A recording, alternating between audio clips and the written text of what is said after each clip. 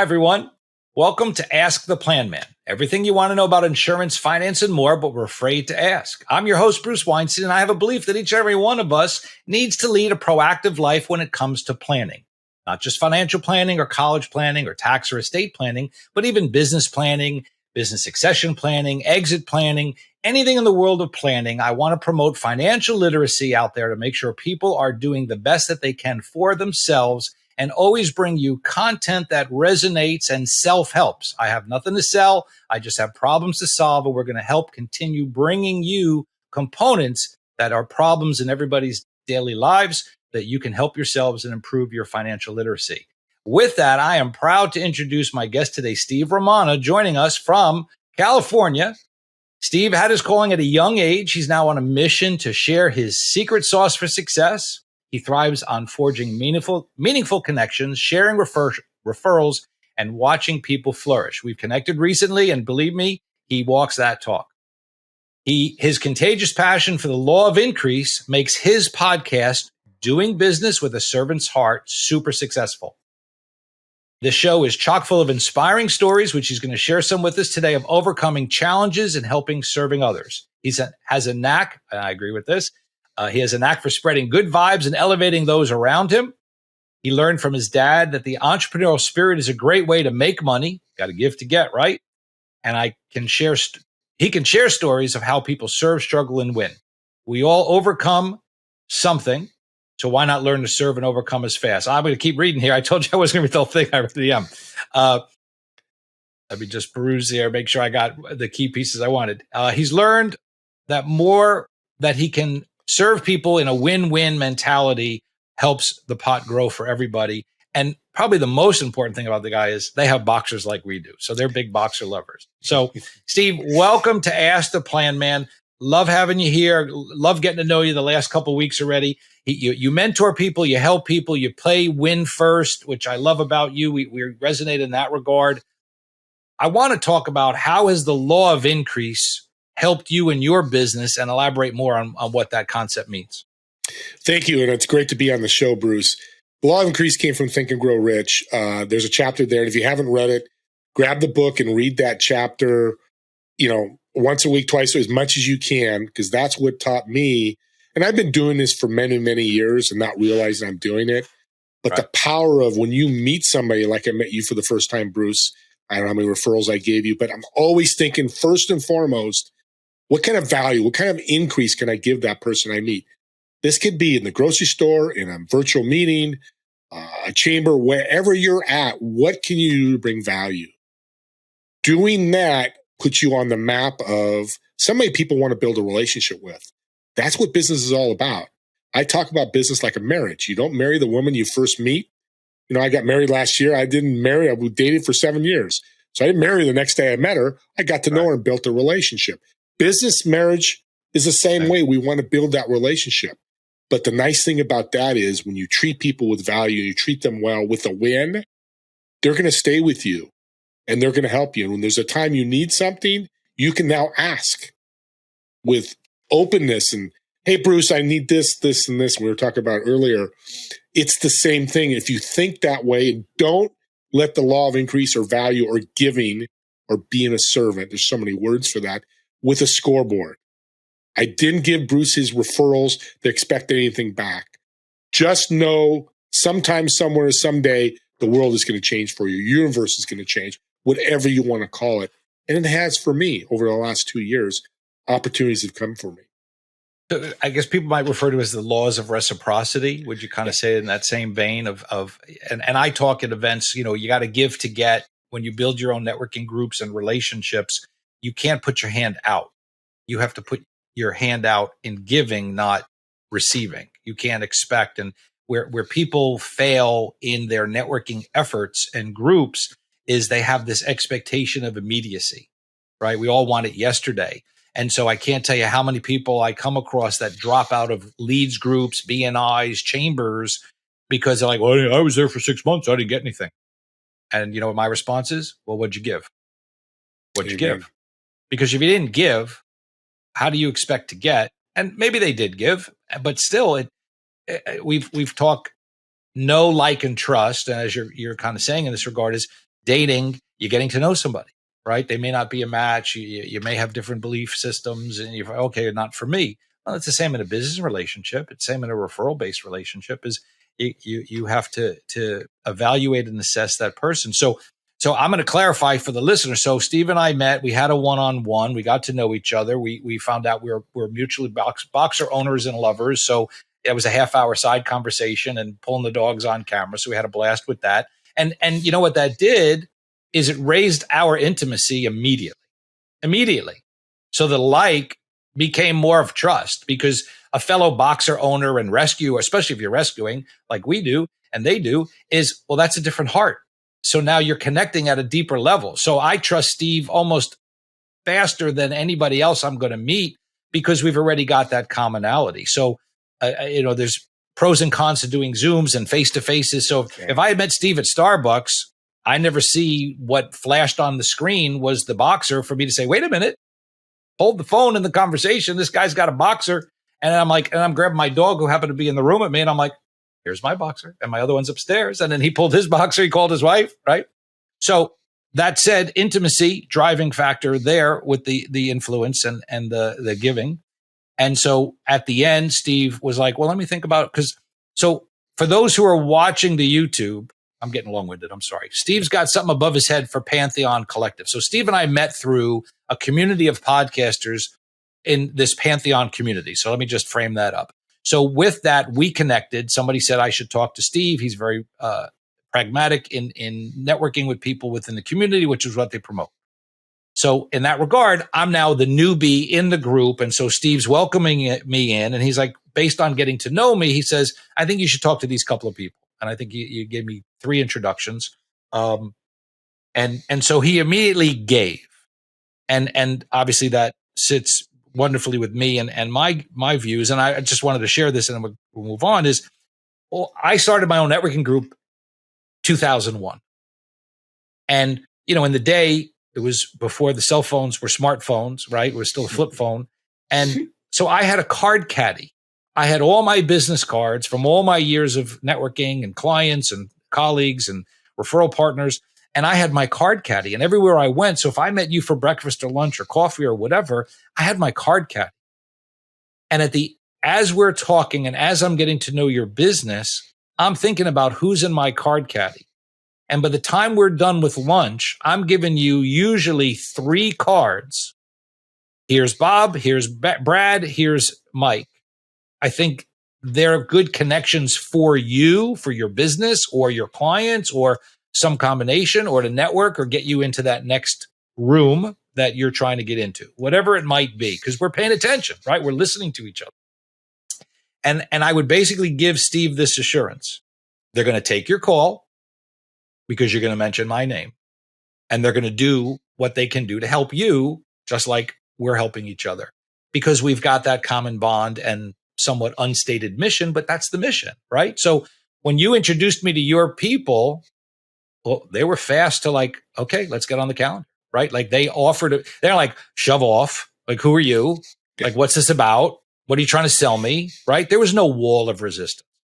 So I appreciate letting me get that in, because I've been given that. I've been doing that give. I've been giving that give. I've been doing that give for decades. Is you got to pay it forward. You got to give to get. And as you stated earlier, the universe will find a way to bring it back, right? That's what you and I believe about. So any more on what I was thinking on the law of increase for you, applying it to your business, outside of what we just shared, what else do you think the listener can do in an execution?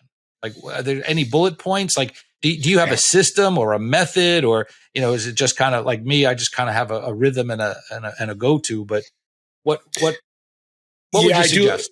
I do have a system. Thank you, Bruce, for all the kind words, but also you just were very succinct of how simple this is. The first thing is, I tell everybody, one of the business partners I'm with, I'm a sales director for, is we call your network your net worth. And audience, think about that. If Tony Smith has 2 people in his network, they're going to do back and forth a little bit, but I've got 10,000 in my network. I have the ability when I meet Bruce, I can go through this list and go boom, boom, boom, and there's more coming. There's a lot more that Bruce, I need to connect with Bruce. But to build that network is opportunity. Don't miss those opportunities. For example, I work with some people and they're like, well, I didn't show up last month to a networking meeting. That's once a month because I had the sniffles. Well, I've rarely missed a meeting unless I was on vacation. My wife says, no networking today, but she's right. I need to spend my honeymoon. Sometimes, yeah. I actually did a networking group on my honeymoon in the morning when she was sleeping, but she doesn't know that because she was asleep. So when opportunity comes to you, jump on it, whether it's 2 people or 50 people. If you've met those people before, here's the scenario to think about with the bullet point. They may not have seen you for 4 or 5 months. Things have changed in your life or changed in their life where now they can help you. The also is building a relationship. You've got to date in the marriage. We went through 7 years of dating before we got married. It's the same thing in a business. You need to follow up. One-on-one, that's the other bullet point. Set up your one-on-ones with people that resonate with you. I don't set up one-on-ones with takers. And Bruce, I'm going to speak for you, but I think that's how you feel too. If you feel that vibe's coming or selling, or I call them takers because selling is not the only way you could take. It could be taking these resources and you never hear from them again. They just fall off the face of the earth. That's a taker. We use the terminology out there of emotional bank accounts. Yeah. So in this regard, if you and I have a relationship and you're constantly taking and not depositing back, the relationship's going to fragment, like with a spouse or a child or a parent or whatever. So we run on empty, and there's no difference here in that application of what you're stating is the taker is just constantly making withdrawals. You and I have been around the block enough to know the alerts of that type of person, right? And I got an example. And, it's funny because I speak at events and chambers and insurance-related communities about this whole networking conversation. So this is really pertinent here. I'm very much, people laugh because I have a personality that could be somewhat very outgoing. But when I go into a networking environment, I'm pretty damn shy. Like I don't like walking in a big room of people. I don't like walking in a small room of people. One-on-one is great. I could chew somebody's ear off all day long because I can connect with them. How do you connect with a room that you walked in with 30, 50, 100, 300 people? So that's always a problem for me. I talk about how to do that. But anyway, we're at an event. We're talking with some people. We're getting to know them. And I'm not a volume as much as a quality networker. I'm only going to, not that I know who's there per se, which is also a mission. As a tip, you want to find out who's in the room to find who might be the right person. Like, hey, Steve, do you know Bruce? Like, I heard he's the guy you want to be talking to. And can somebody find me or introduce me to Bruce? Like, you should have a go-to or a hit list if you can do that when you're in a room. But if you don't know anybody, it's a little challenging. But this lady interrupts us. There's 3, 4, 5 of us in kind of a circle, a little clique. And when we're just talking, we might be talking hockey, we might be talking, whatever it is we're talking about, we're just having some conversation, the event's winding down, and this lady comes in and she's the wham, bam, thank you, ma'am. She's just throwing her card in your face. She's interrupting the conversation. She wants you to know who she is, here. And she was a realtor maybe of and just totally like, zzz, and then left. So there's no intimacy. There's nothing except like this just rude interruption. And the 5 of us were like, what the hell was that? And so what do you think I did with her business card? I left it behind. I'm not like that, but that's me. Now, maybe that works for her. Maybe she's just there to give out 100 business cards. I don't know if she got 100 business cards, but if she called me and got my number, have zero interest, right? So I don't know what the point of that was, but bring me back in, Steve. Yeah, no, I will because she's building a short-term relationship. She's getting in and getting out. Try to sell as many homes as she can, and it does work, but it's not fulfilling long-term. But it's not going to make you a ton of money. It's going to make you short-term money. Maybe she sells 3 homes and makes $100,000. But what happens the next year? Yeah. No, I don't see how she's building relations. She's looking for volume interaction. There's no quality. And so as we said at the very beginning or the early part of this is you and I developed a very fast level of intimacy and connected, which is now you're on my show, I'm on your show, we're continuing to help each other with new ideas, on and on, because we've now taken a liking to each other. And it's not a matter of the law of reciprocity. I'll flip it the other way is I now care about that person more and I want to help them succeed because you've taken an interest. And so when you say later, like when you have to go ask, well, it's easier to ask a friend than a stranger or a casual acquaintance. Great and point. You say, hey, look, I'm looking for X, Y, and Z. Do you know anybody? Well, you're my buddy now. Like, of course I'm going to want to help you. Right. Yep. I got a friend 30 plus years ago. My friend Tommy and I met doing baseball card shows. Those who don't know, I was a stay-at-home dad for a few years. My ex wanted to work, didn't want to be a stay-at-home mom. And I stayed home with my two boys and I hustled baseball cards on nights and weekends. She'd come home, tag, I'm out the door. And I met what became a very dear friend, Tommy. And then as I got back in the industry and built businesses and, lost my business. But like Tommy stuck through me thick and thin. And he's like, who can I introduce you to? You want to know this guy? I know somebody over here. This one's in Colorado. And I'm like, Tommy, you're always so gracious. And he goes, dude, we're friends. Like, that's what friends do. Like, we help each other. Like, if I can help you, I want to help you. If I can give you business, I want to give you the business, but I want to help you get business. And so that's what 30 years of a friendship is, right? So it's not just this, like this lady, this wham bam, who she's developed no foundation. And if I ever saw her again, I'd be running the other side of the room to avoid any interaction. Like, cause she's just not I don't need to put my time in with that kind of person. Right. Right. And another bullet point you had mentioned about, wham bam is shut up. When you're networking with people, shut up. When you're doing a sale, and that means, and I say it bluntly because I want to catch people's attention. That means listen. You're not listening to, when somebody's babbling off and vomiting about their business, they're not listening. I'm a realtor and I love working with plumbers. Done. Then listen. Yeah. Do you work with, answer the question. Kind of like a podcast. It's taught me a lot about listening. That's another thing about networking that people are lose sight of is listen to, because you never know. When I jump on a call like with you, just because we're here, I listen to what you were saying, who you were looking for, what you do. And in the back of my mind, the law of income. Okay, who can I connect with? What can I do? Yeah. We talked Pantheon because I brought there, but what value from Pantheon am I going to bring? What value from these people? What shows can he be on to promote himself? Is it hard? Because people ask me, is it hard? No, but it's a habit. It's a skill you have to build. Again, these cliches, you got 2 ears and 1 mouth. You should listen twice as much as you talk, right? And there are people who just love to hear themselves talk. And I could be a little guilty of that, but I'm a good listener. I like to go last. That's what I find. I'm not the first to look to talk.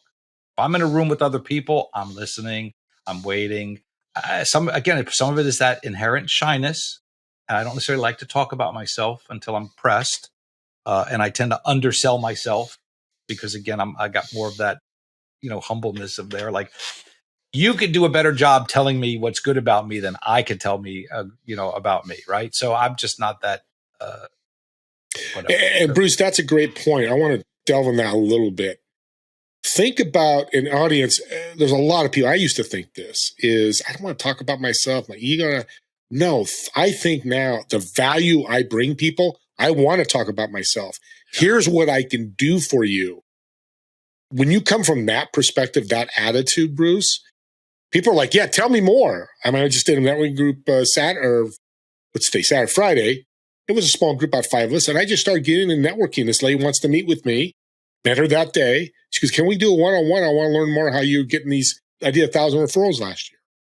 And again, it's the attitude of what are you portraying? Not this realtor that's just vomiting her business because people don't buy from that. I'm not going to give her any money because I don't know anything she is. I don't know if she's going to rip me off. That's why we want to build these relationships. Now, sometimes people just like your personality and they jump on. That's fine too, but that doesn't happen as often. The people that say they could do one sale a day, they're meeting 50 people a day because that's why they're getting one sale a day. Well, in any networking, you're going to filter through and eliminate. You can't work with everybody, right? I mean, the stuff I talk about. So one of the things that we've been doing and love doing is we host or we sponsor, because it's not free. We sponsor the new member orientations at our chamber.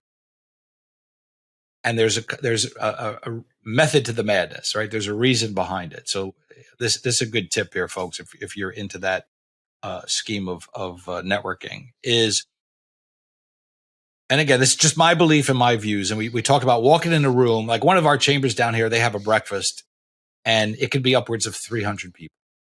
So just envision that you're a new chamber member and you're walking into a room of 300 people.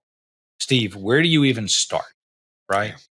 And so part of that problem is cliques are already established. And if you think about your chambers or networking groups in general, it's mortgage brokers, realtors, financial advisors, insurance agents, right? Like on the list, there's always that top, 5 to 10 that make up a networking environment. And then when there's 300 people in a room, well, there's 35 realtors, right? And so, well, I don't need to meet 35 realtors unless I have something specifically to offer or partner with every single one of them. But I certainly can't feed 35 realtors opportunities. I have 35 people I know looking to buy or sell a house. So you start to gravitate towards cliques. So the cliques are established. And now as you're walking around, well, most people are in small little cliques already talking. So Steve and I know each other and we're sitting over here catching up and we're talking with Barry and we're talking with Josh and we're talking with, Myrna.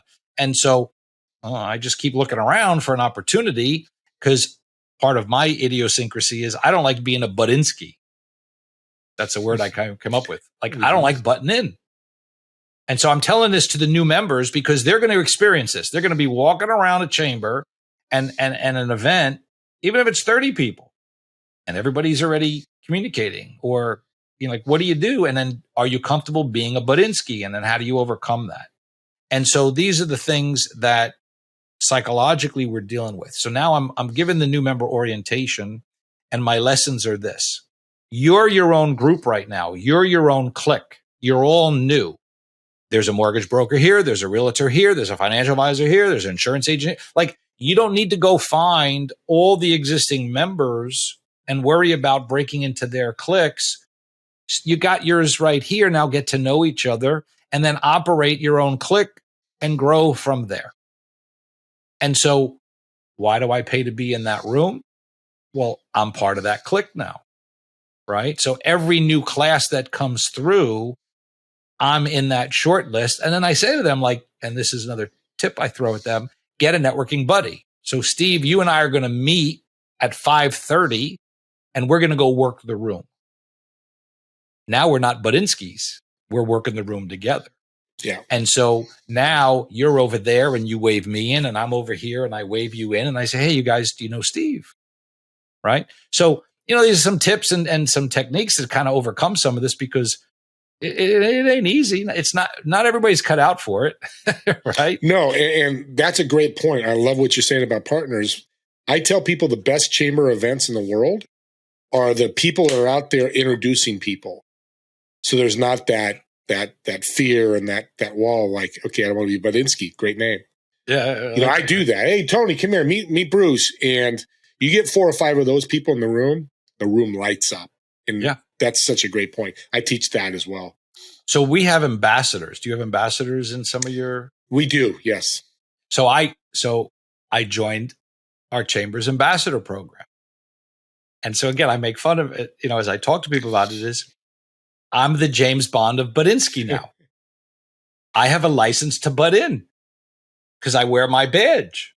And so now Steve's a new member and I'm meeting you there as your ambassador, right? I'm your sponsor. You're my mentee. I'm your mentor. Well, guess what I get to do? I get to buzz everybody's little groups with Steve. Hey, excuse me, everybody. You guys know Steve? And I'm bringing it. Who are you? Who are you? And so I say, like, I'm literally James Bond. Like, I have a license to butt in. I love that. And that's an opportunity again. See, that's being law of increase. What opportunity? You jumped on it. You say, I'm going to be an ambassador, what it costs or no, it doesn't matter. But it's going to put me at the upper. Yeah, no. So it's an upper level. It's just time. But now you're putting yourself at an upper level where you can start introducing people. Guess what?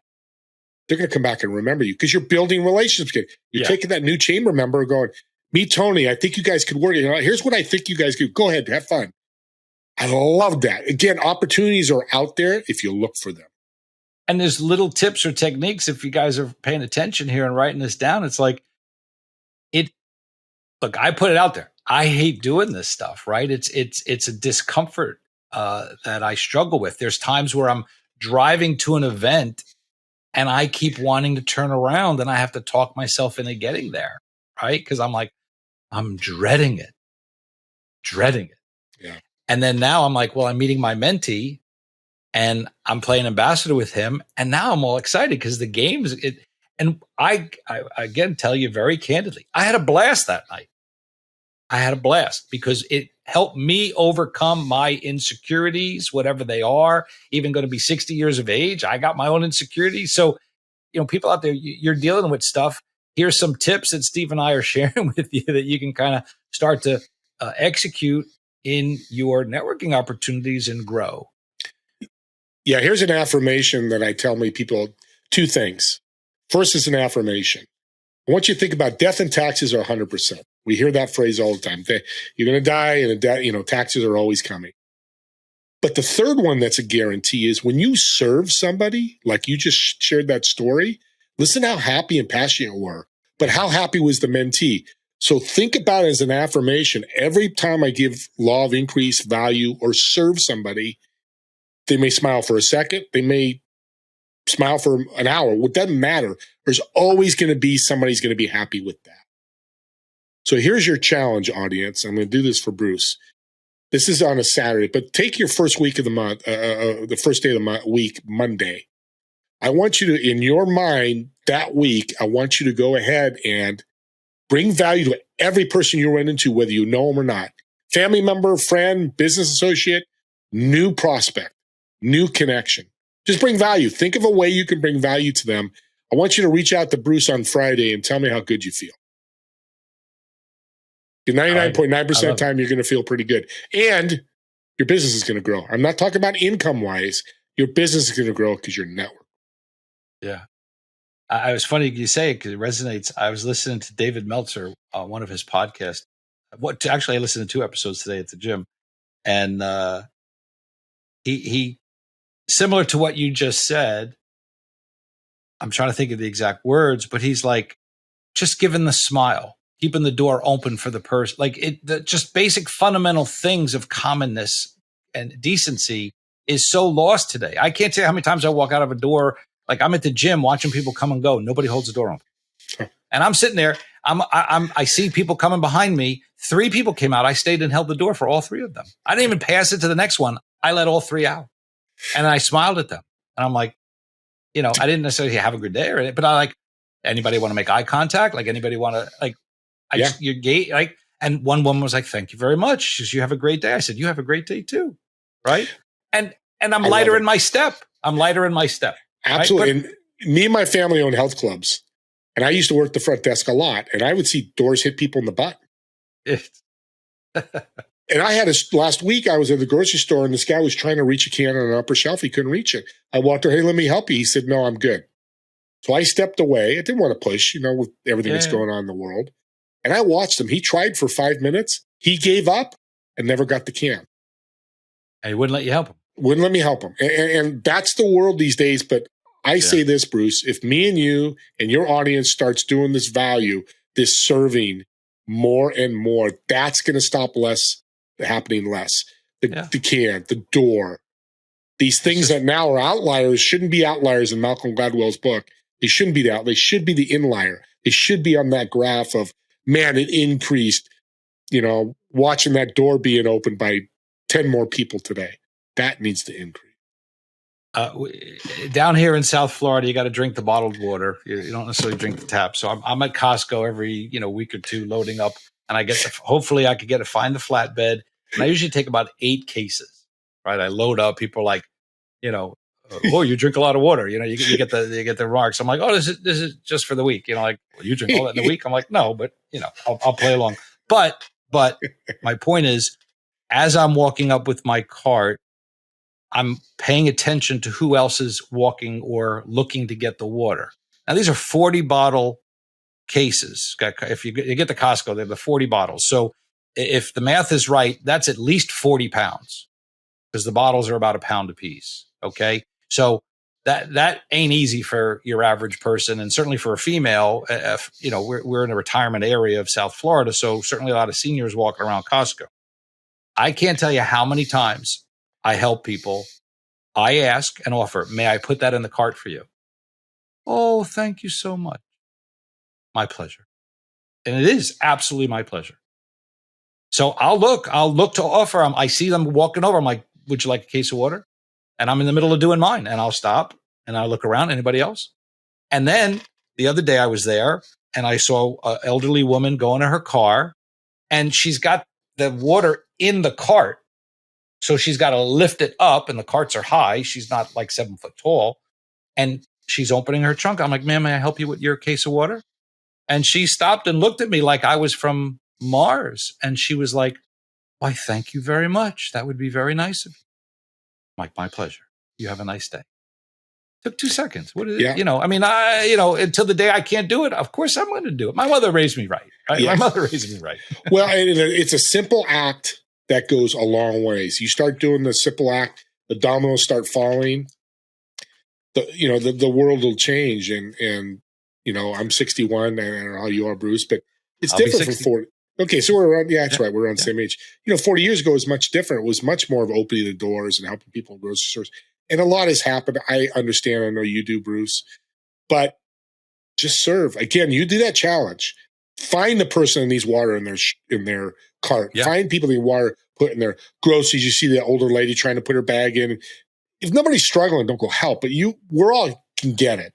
We can see when somebody needs help. And let's just add to that story. I was at a music in a park with my wife last Saturday.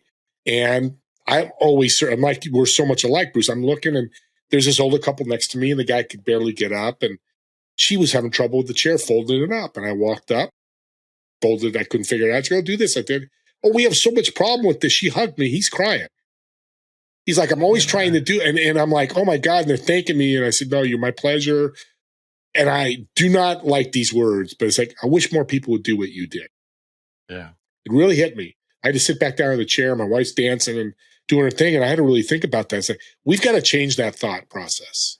I certainly try and lead with it for sure. It is part. I mean, look, why I have my show and you have your show, right? It is to give and to lead.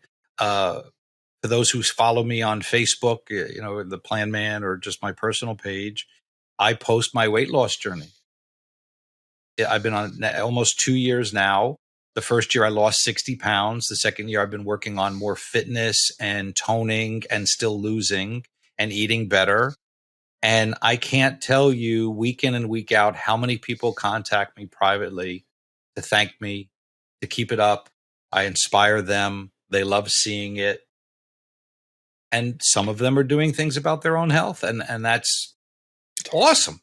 Awesome. And again, we started earlier, like, I'm not that braggadocious, I'm not, I put it out there, Facebook's this, look at me, environment, right? The selfie generation. And this is what I'm eating. And, I took a 2-pound duty this morning and like nobody cares, but yet people do care. Like we've humanized our social existence here. So I put it out there and it's like, do I really want a buff body looking shot? Like, am I that, egomania? But people are like, yeah, like, dude, you're working hard. Like, just keep putting those pictures up there because you're inspiring me. And then, my fat friends are like, I got to get my shit together because this guy's, and so, okay, you know what? If I prevented one heart attack from all my friends because they got their fat asses to the gym, including myself, Yeah.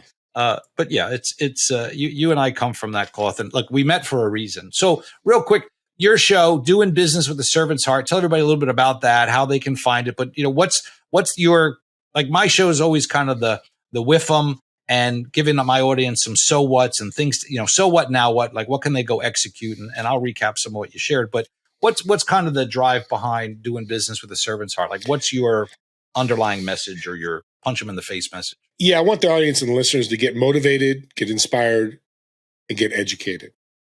from obstacles, stories. Stories are big in my show. I want to hear from stories. For example, Jeff Griffin, who was an incredible guest twice on my show, he's a paraplegic was not told he never walk. He's walking a little bit, still uses a wheelchair. Oh, wow. Okay. But he climbed a 9,000-foot mountain in Ogden, Utah a few months ago. Oh, my. That is the stories that people resonate with, and people are hearing about it. I had a mother reach out to me. Her 16-year-old son is paraplegic, and he's inspired now to do what Jeff's doing. So it's those three things: inspiration, motivation, education, and stories. And then there's tips for their journey, because we want to learn from people like that. Why was he able to start learning to walk? Because he didn't take no. He in his mindset said, I'm going to. So that's what I do. I'm doing business with a servant's heart.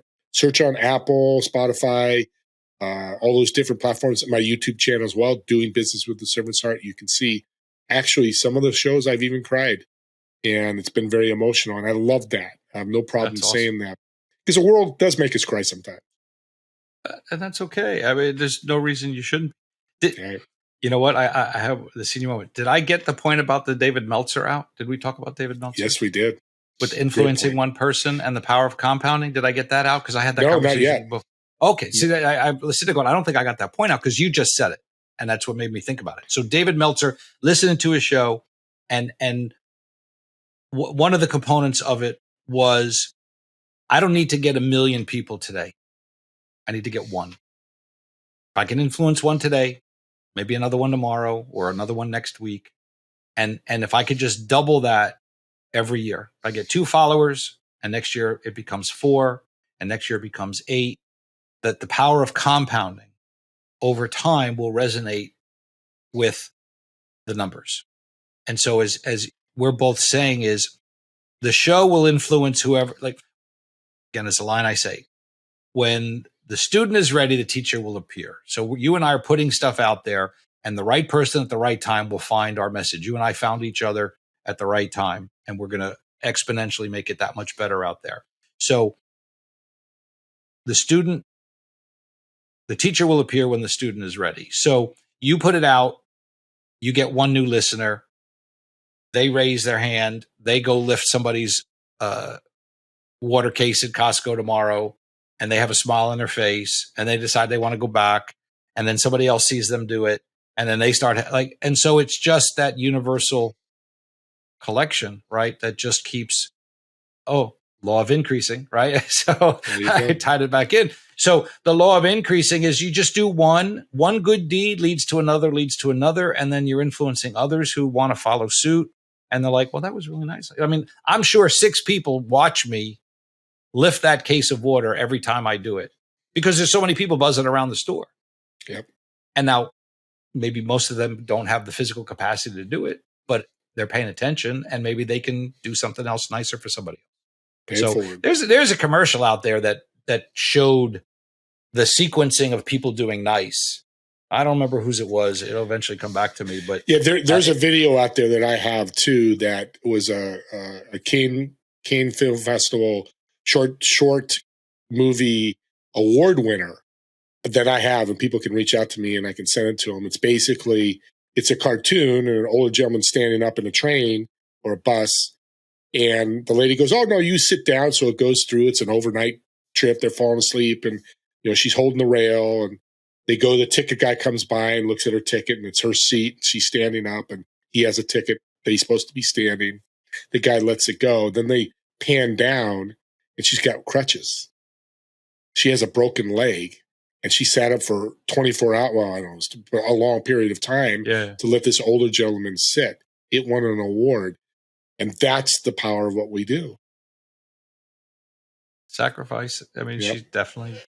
No, that's a great. I'm getting emotional. That's just. It's just what we try and do. So, all right. So let's recap a few takeaways for everybody. Right. So the law of increase, you said, is part of the Think and Grow Rich book. Somehow I don't remember that. It's been 30 years. I need to reread that book. We talked about giving to get, the importance of leading first, having, let's say, checked expectations in our networking activities, that you shouldn't be sitting there with high expectations of immediacy. that it takes time to develop relationships. And guess what? If you do it right, you'll find immediacy will find itself back to you, because you're going to get in with the right people, because you're connecting with the right people, and it's going to be, as in Steve and my case, accelerated, right? Because you found something there. We talked about the serving, bringing value to others everywhere you go. So Steve's challenge was, my shows usually drop on a Monday. So when you listen to this, spend the next 7 days giving, opening doors, picking up cases of water for somebody and helping them in their shopping carts, help somebody, the Boy Scout crossing the street, right? Go help somebody cross the street. Like, just do something nice for the next 7 days and shoot me a text, hit me up on Instagram, Facebook, LinkedIn, YouTube. I'm everywhere. Steve's everywhere. Let us know how you feel. Did it make you feel better? Put a smile on your face, and then go influence somebody else. And you too will experience the law of increase. Steve Ramona, a pleasure. Thank you so much for joining us today. Give a quick shout out, phone number, email. How do you want anybody to reach out to you? Well, it's been great being on. This is one of my better shows, and I love the theme of this show. You can reach me at infone.co/SR1. It's INPHONE.co/SR1. All my contact info is there, and more about info on my podcasts are there as well. All right. And that'll be in our show notes. So we'll make sure that everybody has Steve's contact info in the show notes. So if you didn't pick it up listening in the car today, you could pick it up on your phone later when you're at a traffic light or back home. So Steve Ramona, thank you so much. Stay well in Northern California. Folks, this has been another episode of Ask the Planman. Please like, share, subscribe. Go like and share and subscribe to Steve's podcast, Doing Business with a Servant's Heart. If you're not subscribed to Ask the Planman, please continue to watch, listen, share with your friends. Hit me up at 844-PLANMAN. Go to asktheplanman.com, planman.tv, and anything else in the world of Ask the Planman, you'll find me. So until next time, when you need some advice, always get it right. Come Ask the Planman. Thanks for joining us today. And Steve, once again, delightful guest. Thanks for being with us. You could say goodbye. Thank you, everybody. Goodbye. Take care, everybody. See you next time. When you need some advice, never sacrifice.